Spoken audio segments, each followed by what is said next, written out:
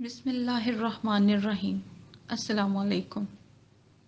ہم اور آپ بار بار سنتے ہیں کہ قرآن حکیم کو ترجمے کے ساتھ یعنی معنی و مطالب سمجھ کر پڑھنا چاہیے۔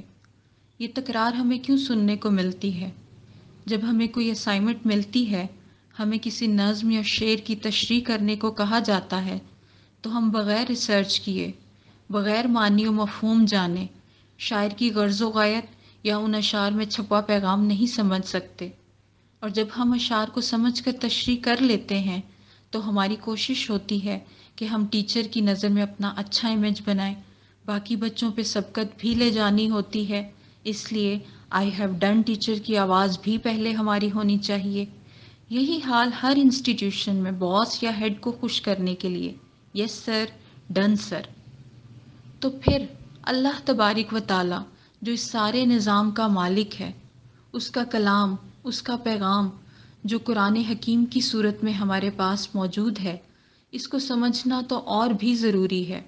اور جب ہم اس اسائنمنٹ پر کام کریں گے اور اللہ کی گفتگو کو سمجھنا شروع کریں گے تو سکون، اطمینان اور سرشاری کی کیفیت کسی بھی نظم یا غزل کی ڈیپتھ جاننے سے کہیں زیادہ ہوگی۔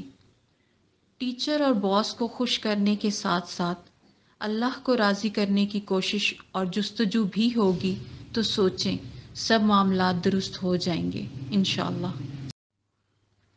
پہلے ہم سورہ 3 کے اہم نکات پر ایک نظر ڈالیں گے، پھر آپ سورہ کے معنی و مفہوم سمجھیں گے، اور اس کے بعد قاری ظہور احمد صاحب کی خوبصورت آواز میں تلاوت سننے کی سعادت حاصل کریں گے۔ 3 عربی میں انجیر کو کہتے ہیں۔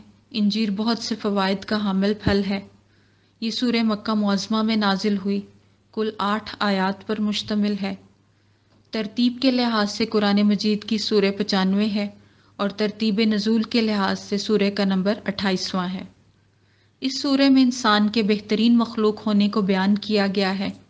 ایمان اور نیک اعمال کے ذریعے انسان اپنا مقام برقرار رکھ سکتا ہے، لیکن جب یہ انسان اپنے مقام سے گرتا ہے تو حیوانات سے بھی بدتر ہو جاتا ہے۔ شروع اللہ کے نام سے جو بڑا مہربان، نہایت رحم کرنے والا ہے۔ والتین والزیتون، قسم ہے انجیر کی اور زیتون کی۔ زیتون ایک خضر درخت ہے جس کی عمر 1000 سال ہے اور یہ خشک پہاڑوں پر اگتا ہے۔ اس سے تیل نکلتا ہے جو کھانے اور جلانے کے کام آتا ہے۔ وطور سینین، اور طور سینا کی، مقدس پہاڑ جبل موسیٰ کی۔ وہذا البلد الامین، اور اس امن والے شہر مکہ کی۔ حضرت ابراہیم علیہ السلام نے اللہ تعالیٰ سے دعا مانگی تھی کہ مکہ کو امن والا شہر بنا دے۔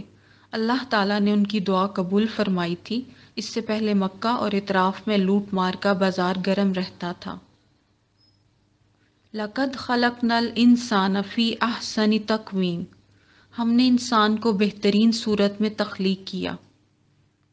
یعنی اللہ تعالیٰ نے انجیر کی، زیتون کی، طور سینین کی اور امن والے شہر مکہ کی قسم کھا کر فرمایا کہ ہم نے انسان کو بہتر نہیں بلکہ بہترین صورت میں پیدا کیا۔ ثُمَّ رَدَدْنَاهُ أَسْفَلَ سَافِلِينَ، پھر ہم نے اسے پست ترین حالت کی طرف پلٹا دیا۔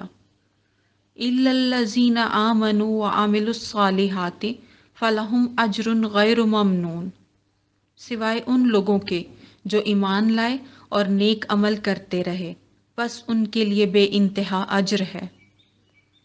فَمَا يُكَذِّبُكَ بَعْدُ بِالدِّينِ، بس اس کے بعد کون سی چیز تجھے روز جزا کے بارے میں جھٹلانے پر آمادہ کرتی ہے۔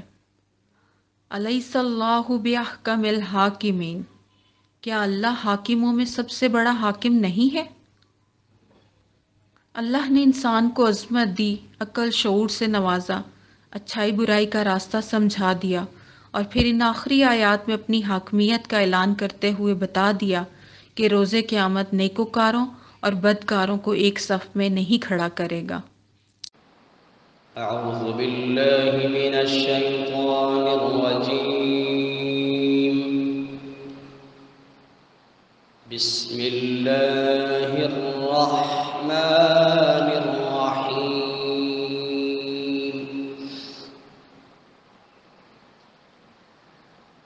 والتين والزيتون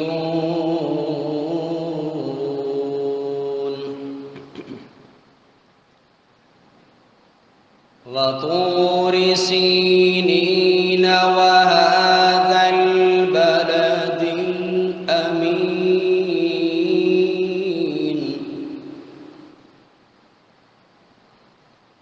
لقد خلقنا الإنسان في أحسن تقويم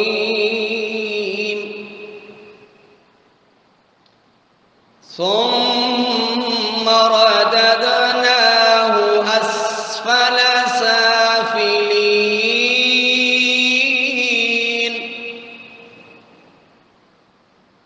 إلا الذين آمنوا وعملوا الصالحات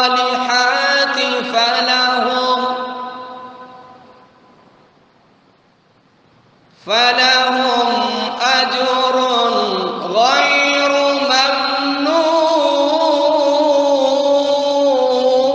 ممنون فما يكذبك بعد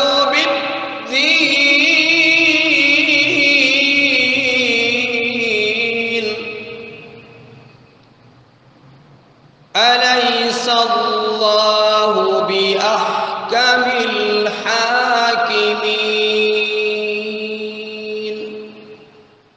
صدق